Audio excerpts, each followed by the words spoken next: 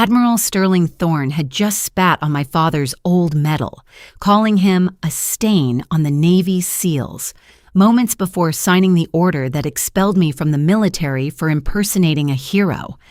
I stood there gripping the black medallion my father left me, feeling the humiliation sink into my bones while Thorne basked in the wealth and glory he had stolen from my father's name.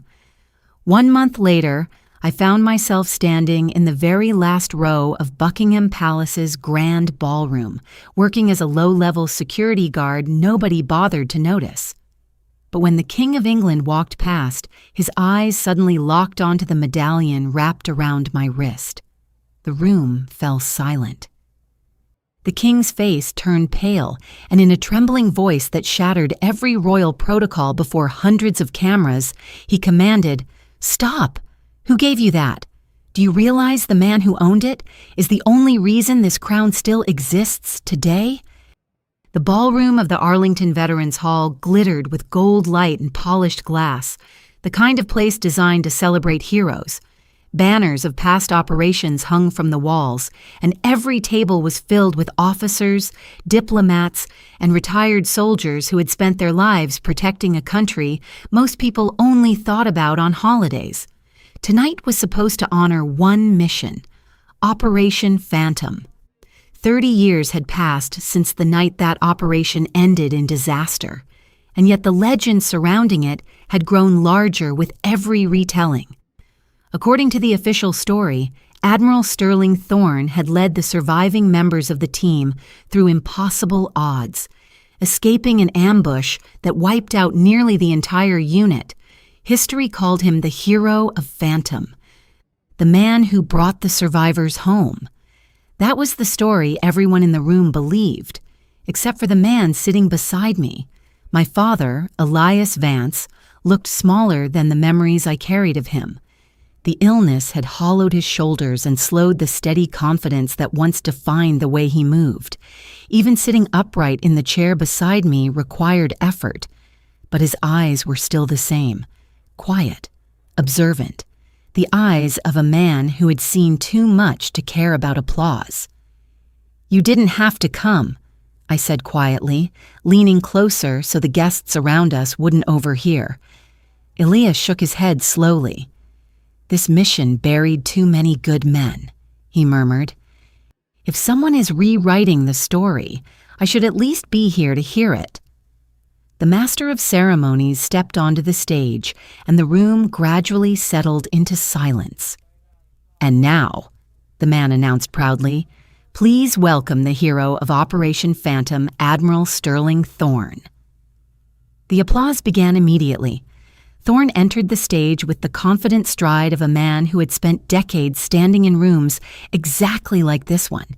His uniform was immaculate, the rows of ribbons across his chest shining beneath the stage lights.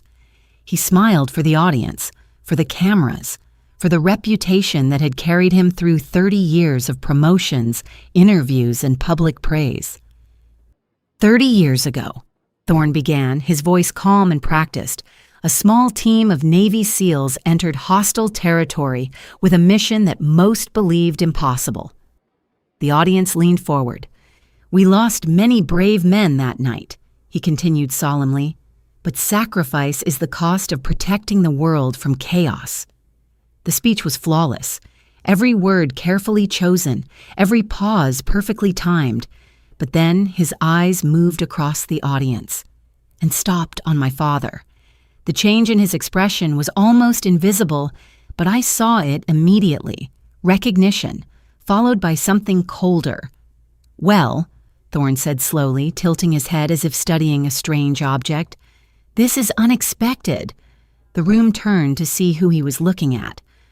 Thorne stepped down from the stage and walked directly toward our table. Every step echoed across the polished floor.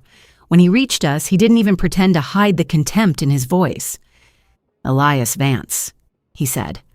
My father didn't stand. He simply looked up. "Sterling." The use of Thorne's first name sent a ripple through the room. Thorne's smile sharpened as he studied my father for a moment longer. "You have a lot of nerve showing your face here," he said loudly, his voice carrying easily across the nearby tables. "This ceremony honors the men who fought that night." He paused deliberately. "Not the ones who ran." A wave of uneasy murmurs spread through the ballroom. Several guests leaned closer, sensing that something far more personal than a ceremony was unfolding. My father remained seated, his posture calm despite the attention.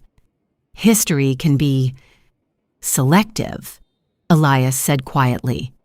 Thorne laughed, a short, mocking sound that echoed across the table. "Selective?" he repeated. He picked up the glass of red wine from the table and turned it slowly between his fingers, as if considering something amusing. Then, without warning, he flicked his wrist. The wine splashed directly across my father's face. A sharp gasp erupted from the surrounding tables.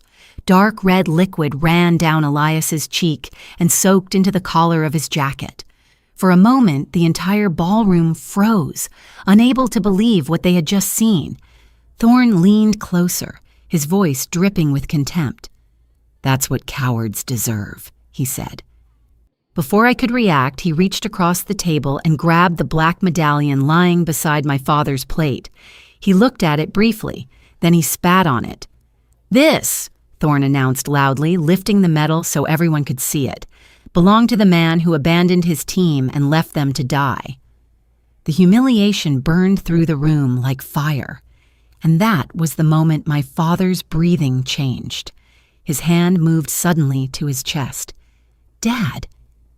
The wine glass beside his plate tipped over as his body slumped sideways in the chair. For a moment, no one moved.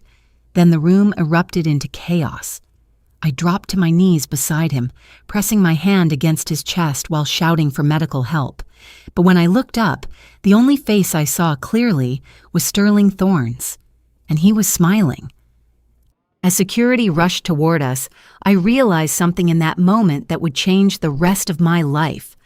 The man the world believed was a hero had just tried to erase the only witness who knew the truth. The hospital room smelled faintly of antiseptic and old machines. Outside the window, the city lights flickered against the dark sky, but inside the room, everything felt strangely still. The heart monitor beside my father's bed beeped slowly, each sound stretching the silence between us. Elias Vance had survived combat zones, explosions, and operations that had never been recorded in public history. Yet now he lay in a hospital bed, his breathing shallow, his strength fading after the humiliation he had endured only hours earlier. I sat beside him, holding his hand. For the first time in my life, he looked fragile. "Dad," I said quietly, "the doctor said you'll recover. You just need rest." He gave a faint smile. "That's not how this story ends," he murmured. I shook my head. "Don't say that." But Elias Vance had always known when a battle was already lost. His hand moved slowly toward the pocket of his jacket, the one the nurses had folded carefully across the chair beside the bed. "Help me," he said. I retrieved the jacket and felt something heavy inside the inner lining. When I reached into the pocket, my fingers closed around a small object wrapped in worn cloth. I unfolded it carefully. The black medallion. Up close, it looked older than I remembered. The metal was darkened with age, its surface marked by scratches that suggested decades of being carried through places where metals were never meant to go. But there was something else. Along the edge of the medallion was an engraving I had never noticed before. A crown, not an American insignia. A British royal seal. "Dad, what is this?" I whispered. His eyes met mine. "Proof," he said softly. "Proof of what?" He drew in a slow breath, as if the words themselves required strength he barely had left. "Sterling Thorne didn't survive Operation Phantom because he led anyone out," he said. "He survived because he ran." The sentence hung in the air. My chest tightened. "What do you mean?" "Halstead," he whispered. The name sounded unfamiliar. That was his real name before he became Sterling Thorne. My father's voice grew weaker, but the intensity in his eyes never faded. "He sold us out," Elias continued. "The ambush wasn't an accident. Someone gave away our position." I felt the room tilt slightly. "You're saying Thorne betrayed the team?" Elias nodded faintly. "He left us there to die." The heart monitor beeped faster for a moment before slowing again. "But you survived," I said. "Not all of us," he replied quietly. His gaze shifted toward the medallion in my hand. "Keep that," he said, "no matter what happens." "What is it?" "The truth." I leaned closer. "Dad, what really happened that night?" He closed his eyes briefly before speaking again. "Thorne may have stolen the story," he whispered, "but the truth never stays buried forever." Those were the last full words he spoke. An hour later, the machines beside his bed fell silent. 3 days after the funeral, the second part of Thorne's revenge began.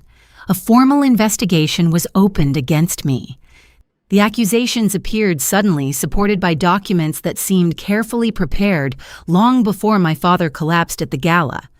According to the report, irregularities had been discovered in my military entry records.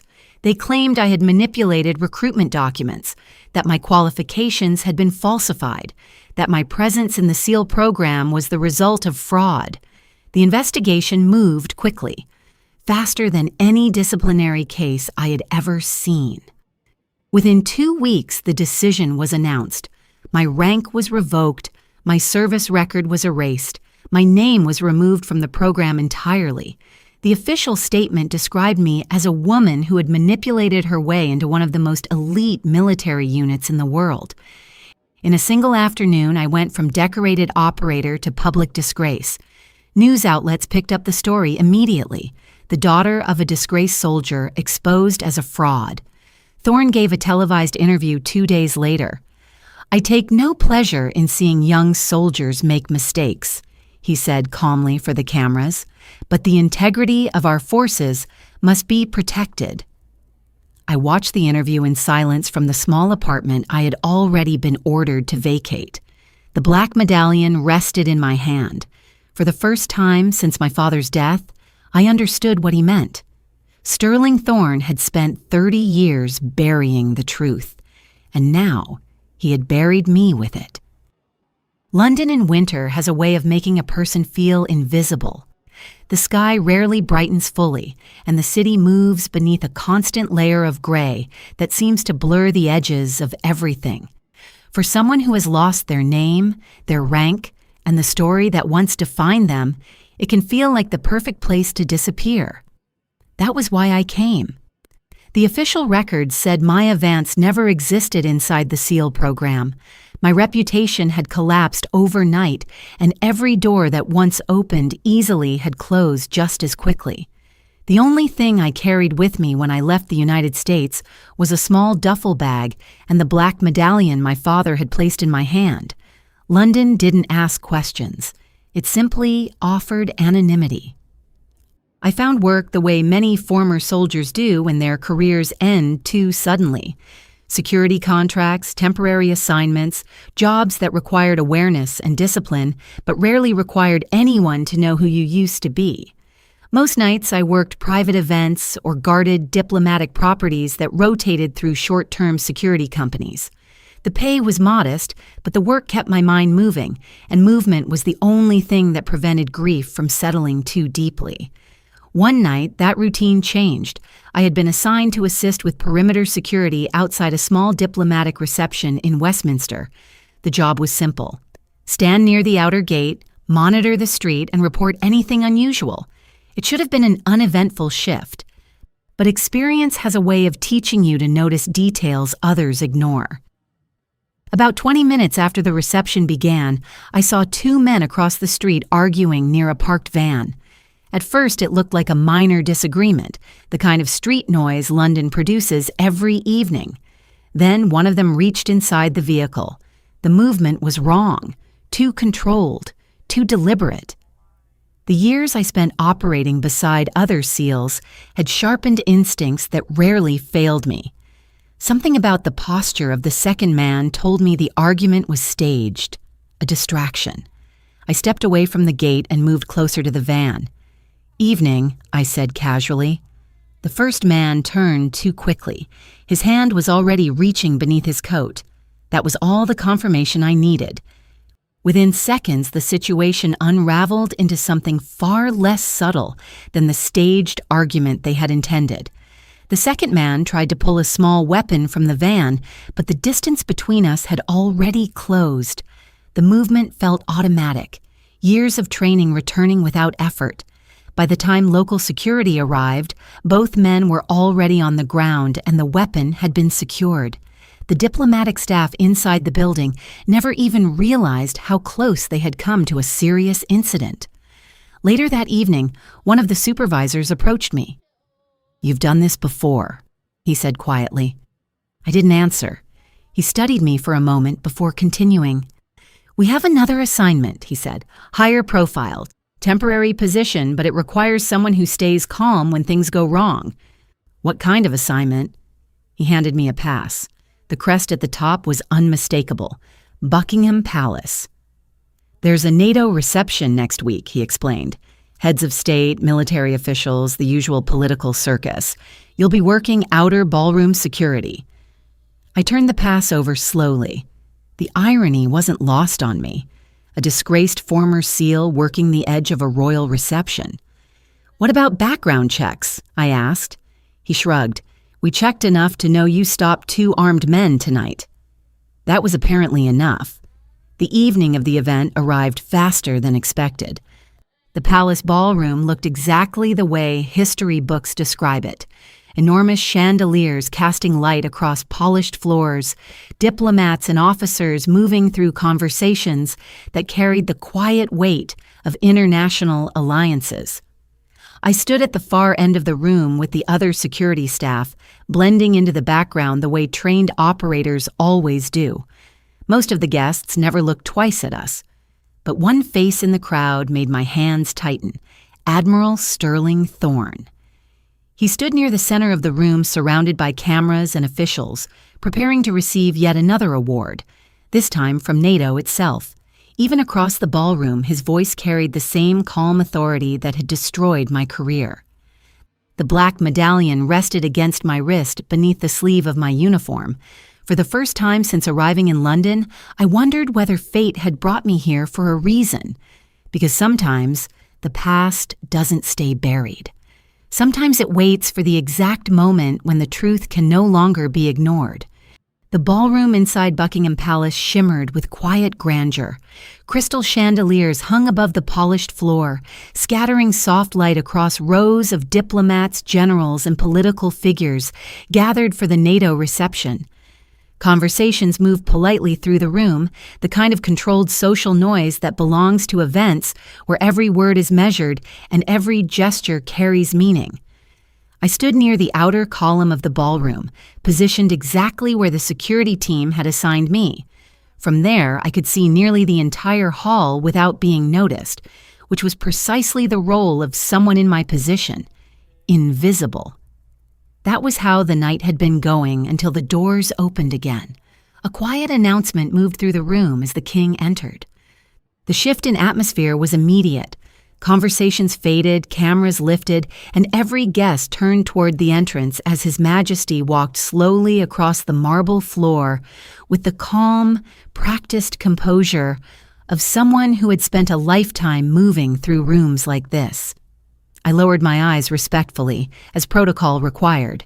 He greeted several diplomats, exchanged a few brief words with NATO officials, and then began moving along the line of guests positioned closer to the center of the hall. Sterling Thorne stood among them. The admiral's smile looked perfectly controlled as he prepared to receive his recognition. Even from across the room, I could see the familiar confidence in the way he held his shoulders, the same expression he had worn when he destroyed my father's name. For a moment, I wondered whether he had noticed me. If he had, he gave no sign. The king continued walking slowly through the room. Then something changed. His steps slowed. His gaze shifted slightly past the line of decorated officers and landed somewhere behind them, on me. At first I assumed it was coincidence. a glance moving across the room the way anyone's eyes do when searching for the next person in a receiving line. But the king didn't look away. His eyes moved down toward my wrist, the black medallion. It had slipped slightly from beneath the edge of my sleeve. The reaction was immediate. His Majesty stopped walking. For a moment, the entire ballroom seemed to hesitate with him, as if the rhythm of the evening had suddenly broken.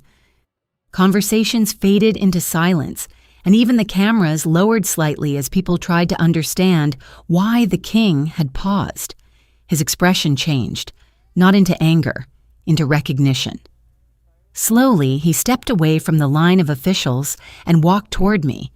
The movement confused the security staff immediately. 2 officers near the entrance shifted uneasily, unsure whether they should intervene or simply allow the king to approach. I straightened instinctively. When he reached me, his eyes remained fixed on the medallion. "Where did you get that?" he asked quietly. The room had grown so silent that even the soft tone of his voice carried farther than he likely intended. I hesitated. "It belonged to my father, Your Majesty," I replied. The king looked at the medal again, studying the worn surface and the royal seal engraved along the edge. For a moment, he said nothing. Then he turned slowly toward the crowd. "Stop the ceremony," he said. The words cut through the ballroom like a command on a battlefield. Sterling Thorn frowned. "Your Majesty?" he asked cautiously. The king did not look at him immediately. Instead, he raised his voice just enough for the entire room to hear. "Do you know what this medallion is?" No one answered. "This," the king continued, "belongs to the man who saved my life." A murmur spread through the guests. He turned back to me. "Your father's name," he said carefully. "Elias Vance." The king closed his eyes briefly. When he opened them again, the calm diplomacy that had filled the room earlier had vanished. 30 years ago, he said, addressing the entire ballroom, during a classified operation near the eastern border, I was traveling under security escort as part of a diplomatic mission. Our convoy was ambushed. Every camera in the room lifted. My protection detail was overwhelmed within minutes. The man who commanded the unit responsible for the mission ran. Now the king turned toward Sterling Thorn, and he left one man behind. The silence became absolute. "That man," the king said slowly, "was Elias Vance." Thorn's face drained of color. The king's voice hardened. He fought alone long enough for my evacuation team to reach the area. Without him, the crown you see before you today would not exist.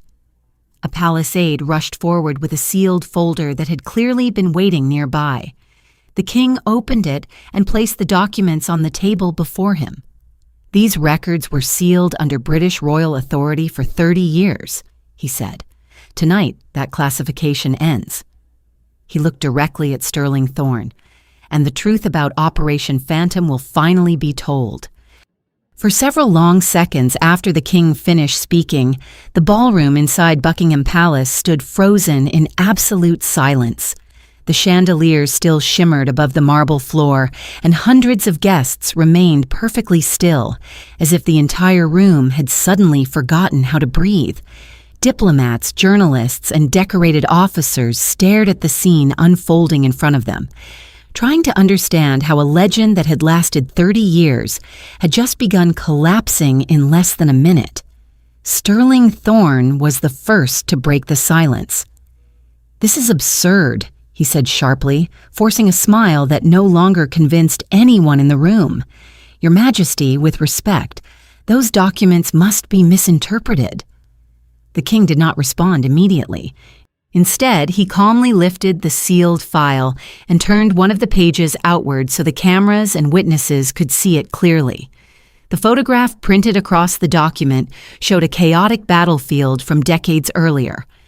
Gunfire illuminated the darkness, and in the center of the image, a single soldier remained behind the defensive line, kneeling beside a wounded officer while covering the evacuation route with his rifle. The name beneath the photograph read, Elias Vance, Phantom 1. The king's voice carried across the ballroom with quiet authority. Admiral Sterling Thorne abandoned the mission, he said. He fled the battlefield and reported the entire unit dead. Elias Vance remained behind and fought alone long enough to secure my extraction. Gasps rippled through the crowd.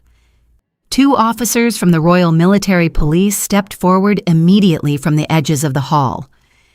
Admiral Sterling Thorne, one of them announced calmly, you are being detained under the authority of the Crown for falsification of military records and concealment of classified operational evidence. The cameras erupted into flashes. For the first time that evening, Thorne turned toward me.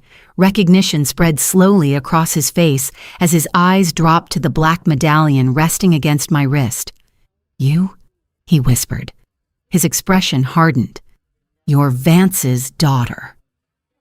The realization struck him like a physical blow. The officers secured his arms and began escorting him toward the palace exit while journalists shouted questions from every direction. The man who had spent 3 decades building his reputation watched it collapse in front of the entire world. When the doors finally closed behind him, the ballroom fell silent again. The king turned toward me. Your father asked that the truth remain hidden, he said quietly. He believed recognition would place his family in danger.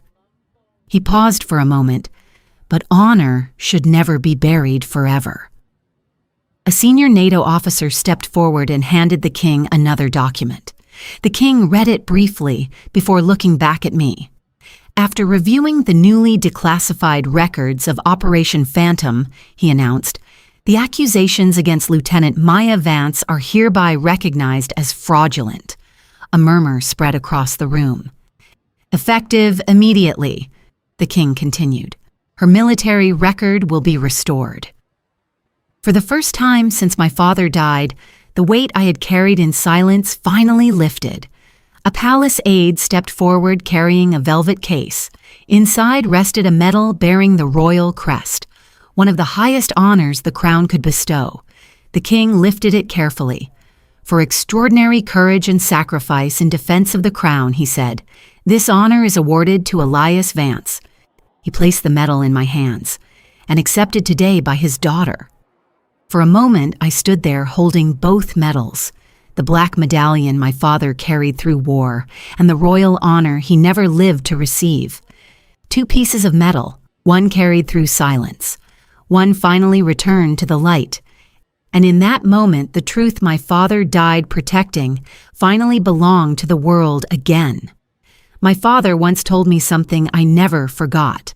Bullets can kill soldiers, he said, but lies can destroy entire armies.